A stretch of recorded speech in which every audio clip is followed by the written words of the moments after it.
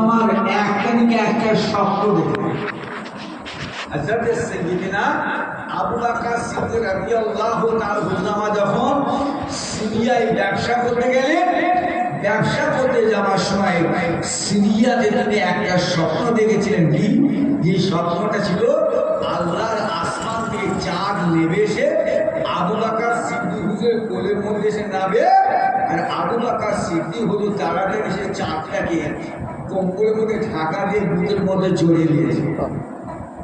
কথা বুঝলেন নাই? সেদিন আবু বকর সিদ্দিক হুজুরের ঘুমটা ভেঙে গেল।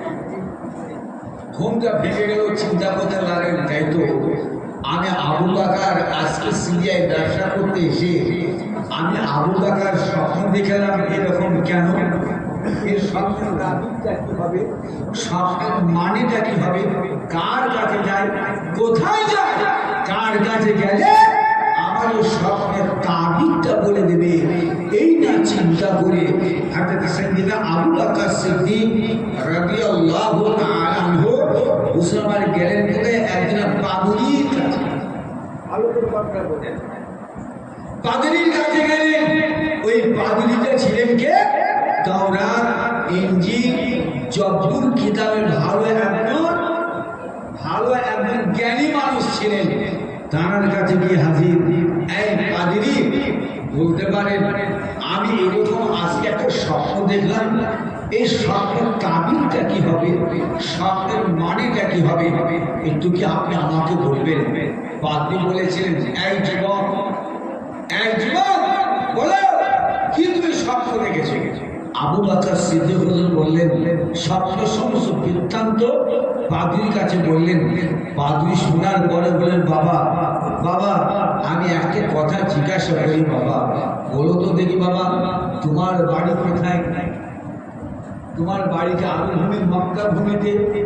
বলে হ্যাঁ, আমার বাড়ি হলো মক্কার ভূমি। তুমি কি কুরাইশ গোত্রের খানদান? বলে হ্যাঁ, আমি কুরাইশ গোত্রের ছেলে সন্তান। বলে বাবা বলো তো দেখি, তোমার নাম কি আবু বকর?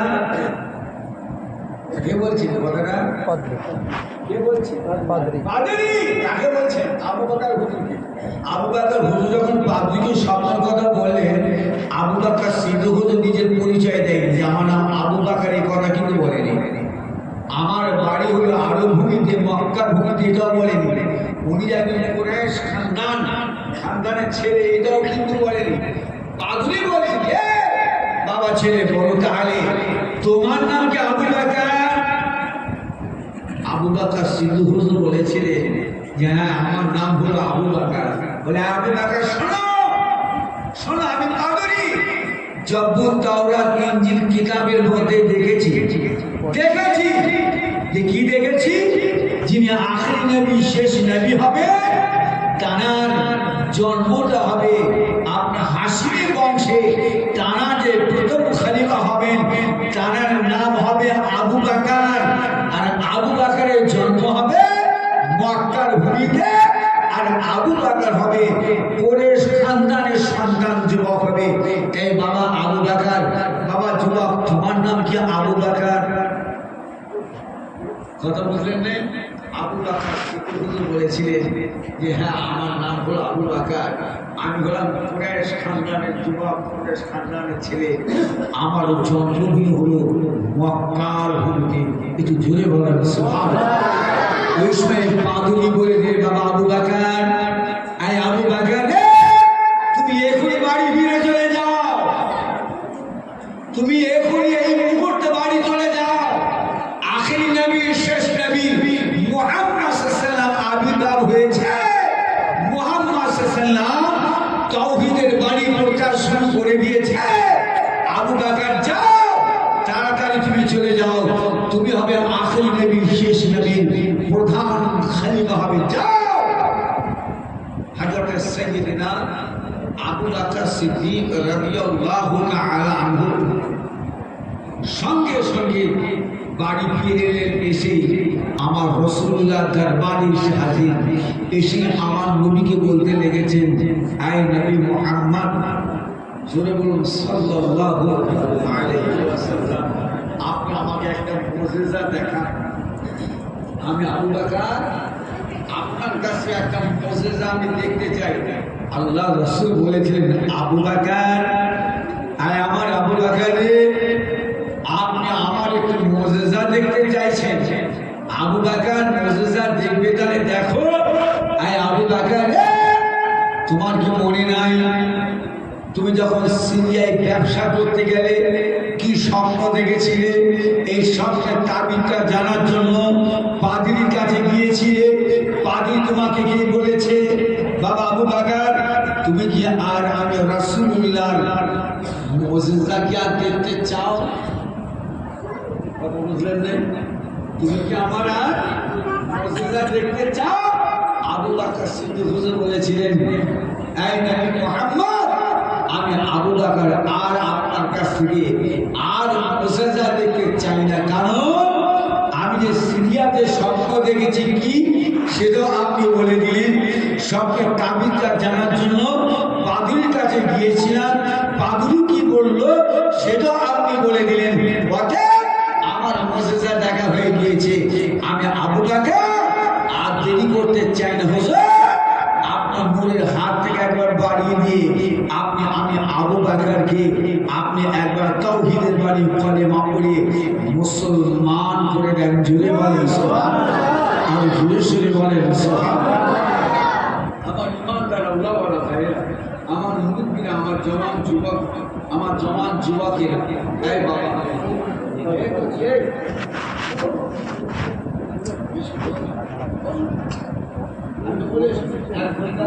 আমার তো হয়ে গেল, 8 ঘন্টা হয়ে গেছে,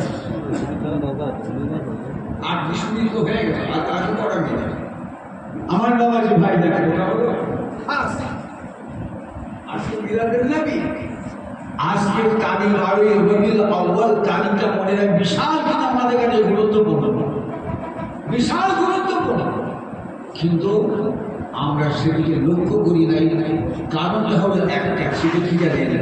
আজকে বর্তমান আমাদের কাছে ইউটিউবে বক্তা বেরিয়ে আমাদের কাছে এমন এমন তারা বক্তব্য ওদেরকে ছেড়ে দিয়েছে দেখে আমরা বাবা যে সাধারণ মানুষ কত আমাদের এলেম জ্ঞান বুদ্ধি নাই, কথা বুঝলেন নাই, তাই ইউটিউবে বক্তাদের বক্তব্য শুনে বাবাজি আজকে আমাদের কাছে মিলাদের নবীটা হালকা হয়ে গেছে। কথা বললেন, মিলাদের নবীটা হালকা হয়ে গিয়েছে, হুব্বে রাসূল আমাদের কাছে হালকা হয়ে গিয়েছে। অথচ একটা সময় এমন ছিল এখানে মাশাআল্লাহ কিছু মুরব্বী ভাইয়েরা বাবাজিরা আছেন, একটু জিজ্ঞাসা করলেই পাওয়া যাবে যে ইনাদের জিন্দেগিতে বাচ্চা বয়সে মিলাদুন নবী আসলে ইনারা কত খুশি আনন্দ প্রকাশ করতো, কিভাবে তারা এই দিনটাকে উদযাপন করতো, ওই ভাষায় বোঝানো।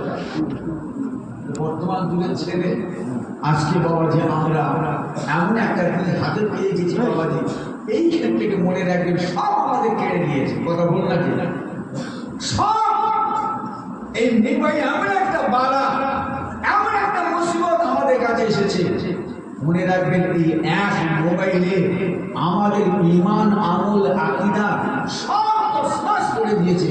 কি বাবাজিরা কথা বল না কি, কথা বল না কি? এমন একটা বাড়ি আপনি দেখান পারবেন?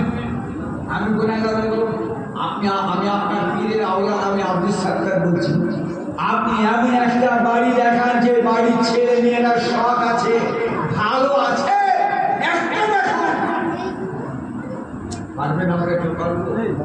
ভারতবর্ষে বর্তমান মুসলিম সংখ্যা হলো, বর্তমান ভারতের জমিনে মুসলিম সংখ্যা হলো 40%। কত কত?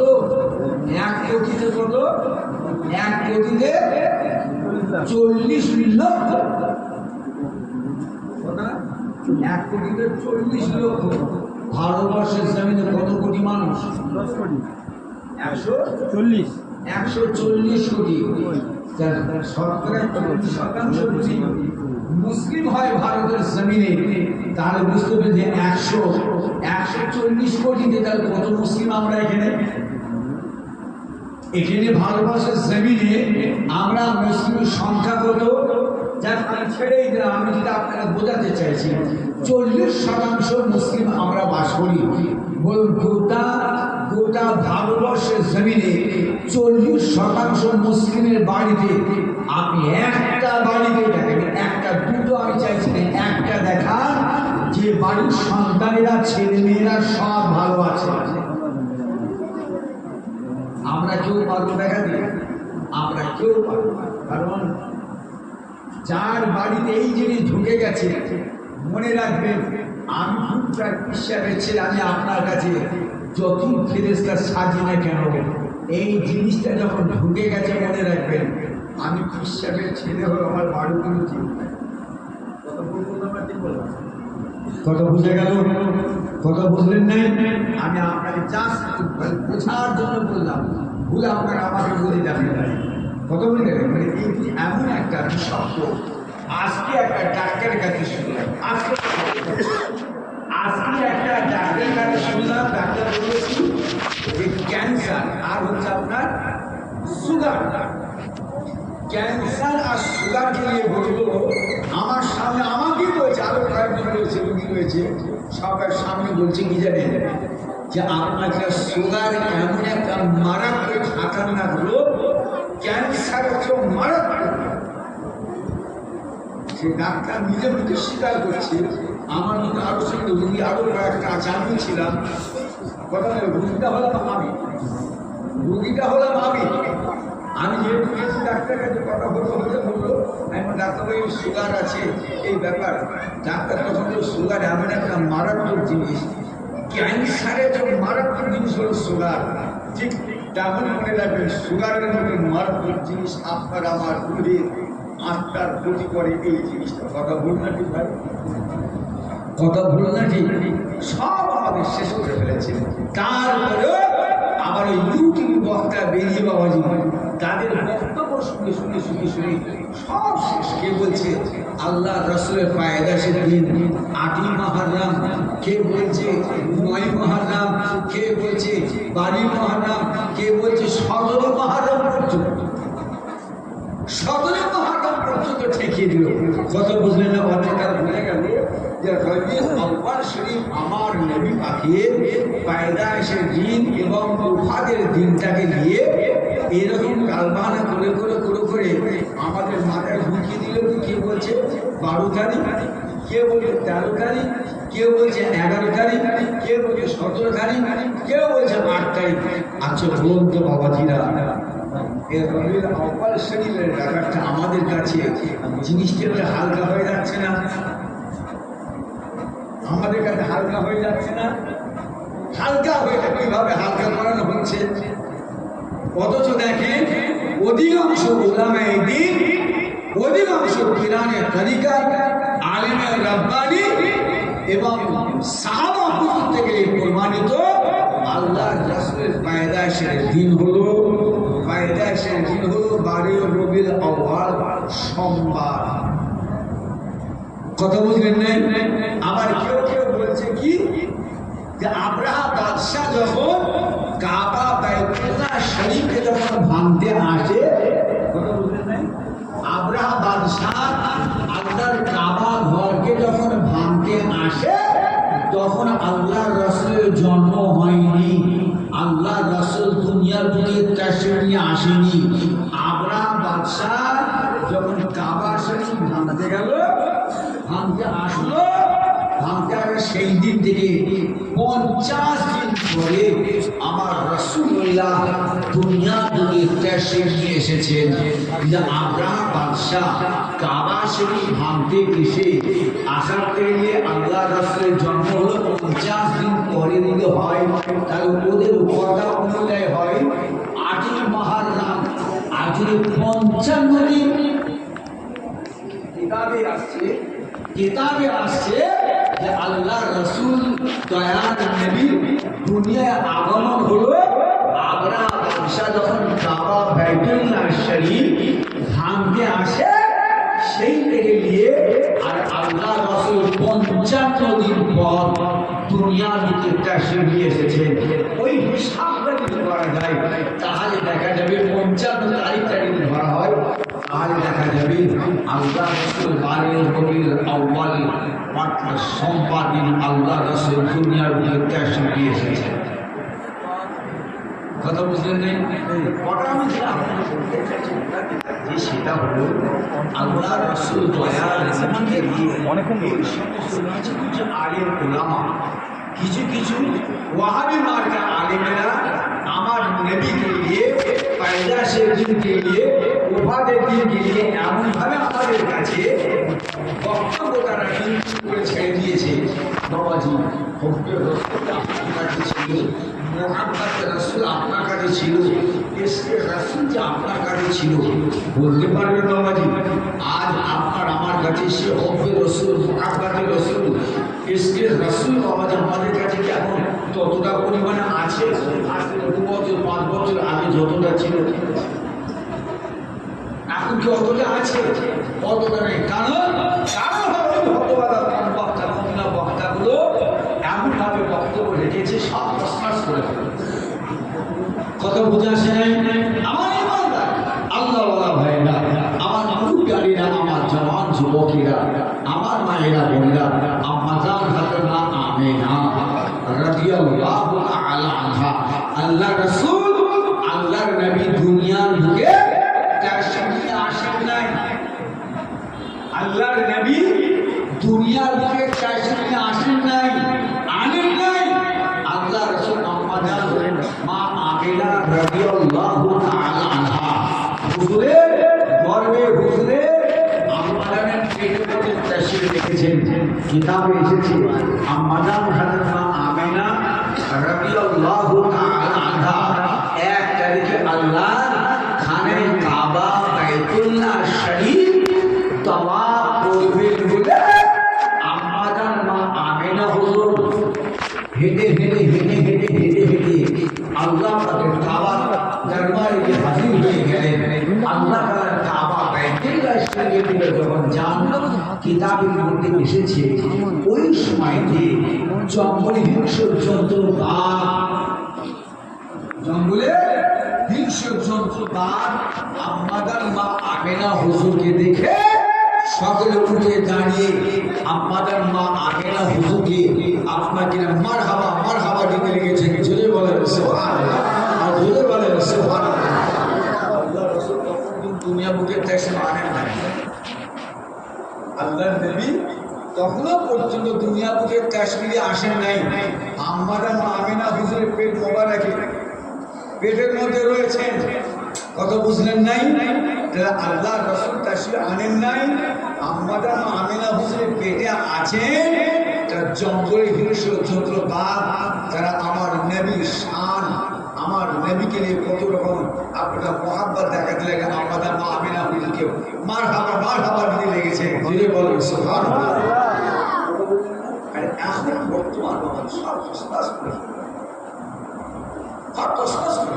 আমার বাবার ভাই জানি না ভুল আপনারা আমাকে বুঝে থাকেন আমি জানি আল্লাহ করে আমাদের মানিকতলা এলাকাবাসী বাবাজিরা কত বুঝলেন নাই আমাদের মানিকতলা বাবাজির অন্তরে হব্বে রাসূল মুহাব্বতে রাসূল ইশকে রাসূল আল্লাহ করে মাশাআল্লাহ অনেক আল্লাহ করে আছে যদি না থাকতো তারা আজকে কখনোই এই মিলাদের নবী তারা আপনারা কায়েম করতেন কি বাবা কথা বল না মিলাদের নবী তারা আপনারা কায়েম করতেন না মুহাব্বতে রাসূল আছে বলে অন্তরে আল্লাহর নবীর মুহাব্বত ভালোবাসা আছে বলেই তো আমার নবীকে নিয়ে আজকের এই মিলাদুন নবীর আয়োজন কি বাবাজি কথা বল না মিলাদুন নবীর আয়োজন তবে বাবাজি আপনার এই তো গাফিলতি আছে ভুল বুঝে যাবেন নাই আপনারা আগে থেকে আপনারা ঠিক করেন না কেন আপনারা আগে থেকে ঠিক করেন না কেন তারিখ এটা কিন্তু মনে রাখবেন আপনাদের কষ্ট করে যাবে আপনারা জানেন করবে আমরা জানি করবো কিন্তু আগে থেকে প্রস্তুতি নিলে জিনিসটা কি ভালো হয় না ভালো হয় না আগে তো মশলা ঠিক আগে থেকে হতো প্রস্তুতি নেওয়া হতো হঠাৎ করে দু একটা বছর এরকম হয়ে গেল আমাকে ইমাম সাহেব গত পরশু দিন আমাদের ফোন করে বলি দেখুন শুক্রবার দিন আপনার আর শুক্রবার মানে আমাদের আপনার কি হলো আর আগে দিয়ে লাইন দেখেন হঠাৎ করে এই কয়েক বছর দিয়েছে কয়েকটা বছর এরকম হলো গত বছর তো আমরা আসিনি কত বছর হয়েছিল কিনা তাও বলতে পারবো না হয়তো হয়েছে ছোট করে যাই ছোট করে হোক কথাটা হলো কারণ বাড়ি রবিউল আউয়াল শরীফ বিশাল কিনা গুরুত্ব আছে, বিশাল একটা মর্তবা আছে। কত বড় মর্তবা, কত বিশাল মর্তবা আমার বাবাজি বলবার কত সময় নেই। তবে আমি এতটুকু বলবো 12 মাসে হয় 1 বছর, 12 মাসে হয় 1 বছর, 365 দিনে হয় একটা বছর। 365 দিনের মধ্যে ওই দিনটা কি শ্রেষ্ঠ নয়? 365 দিনে হয় 1 বছর, 12 মাসে হয় 1 বছর, 52 সপ্তাহ হয় 1 বছর। এই 365 দিনের মধ্যে আমি গুনাহগার রকম, আমি আপনি সাত্তার মনে করি ওই দিনটাই হলো শ্রেষ্ঠ, যে দিনটা আমার আল্লাহ সৃষ্টি শ্রেষ্ঠ মহানবীকে আমার আল্লাহ আমাদের কাছে অর্থাৎ দুনিয়া দিকে পাঠালেন। ওই তারিখটাই মনে রাখবেন। 365 দিনের মধ্যে ওই তারিখটাই হলো উত্তম, সবচেয়ে বড় উত্তম। জোরে বলে তো সুবহানাল্লাহ, আর জোরে সরে বলেন সুবহানাল্লাহ। যদিও মুহররম মাসটা হলো আরবি মাসের প্রথম মাস হওয়ার পরেও মনে রাখবেন আমার রাসূলুল্লাহর আগমনের দিনটাই, ওইটাই মনে রাখবেন সবচেয়ে গুরুত্বপূর্ণ দিন হলো ওটাই কি বাবাজি কত ভালো লাগে আমার ইমানদার আল্লাহওয়ালা ভাইজানেরা, ও মুরব্বিয়া ভাইরা, জওয়ান যুবকেরা, আমার ভাইরা বোনেরা, কথাটা ঠান্ডা মাথায় বুঝুন। রব্বুল আলামিন আল্লাহ পাক আপনারা আমার নবী দয়ার নবীকে 7 আসমান তৈরি করে সিদরাতুল মুনতাহা আল্লাহর আরশ মুবারকে আল্লাহ তাআলা আহ্বান করলেন। আল্লাহর মালায়েকা ফেরেশতা জিবরিল আমিন আমার নবী দয়ার নবীকে সঙ্গে করে নিয়ে আল্লাহ তাআলা আরশ মুবারকের উদ্দেশ্যে রওনা হয়ে যান। জিবরিল আমিন আমার নবীকে রওনা হয়ে গেল। আল্লাহ রাসূল যাচ্ছেন প্রথম তবক, দ্বিতীয় তবক, তৃতীয় তবক, এইভাবে এক তবক করতে করতে 7 তবক আসমান আল্লাহ রাসূল পৌঁছে গেলেন। জোরে বলুন সুবহানাল্লাহ।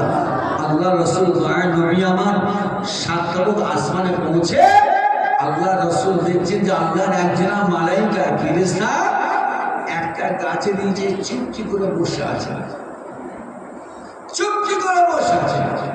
আল্লাহ রাসূল দয়ার নবী দেখছে যে আল্লাহ পাকের আরশ আজিমের নিচে, আরশ মুবারকের নিচে 7 আসমানের উপরে একটা সুন্দর ঘর আল্লাহ রাসূল দেখতে পেলেন।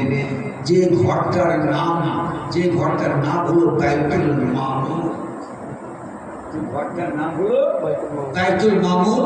ওই বাইতুল মামুর ঘরটা কি, যেমন দুনিয়াতে আমার আল্লাহ জমিনে আমাদের কাছে তিনি দিনারে একটা বড় মূল্যবান ঘর খানে কাবা বাইতুল্লাহ শরীফ আমাদেরকে আল্লাহ দিয়েছেন, যে আল্লাহ পাকের বান্দা বান্দি গুণেরা আল্লাহ পাকের কাবা বাইতুল্লাহ শরীফ তাওয়াফ করবেন। তাওয়াফ করার জন্য আল্লাহ পাক আমাদেরকে কাবা দিয়েছেন। আর আল্লাহর মালায়েকা ফেরেশতাদের তাওয়াফ করার জন্য আল্লাহ পাক আরশ মুবারকের নিচে একটা ঘর রেখেছে, যে ঘরটার নাম হলো বাইতুল মামুর। কথা বুঝলেন না? হাসাতে এই দয়ার নবী আমার দেখছেন কি, ওই বাইতুল মামুর ঘরটার দেওয়ালে আল্লাহর একজন নবী, আল্লাহর একজন পয়গম্বর ওই বাইতুল মামুর ঘরটার দেওয়ালে হেলান দিয়ে বসে আছে। আল্লাহ রাসূল দয়ার নবী দেখছে যিনি ওই বাইতুল মামুর ঘরটা হেলান দিয়ে বসে আছেন।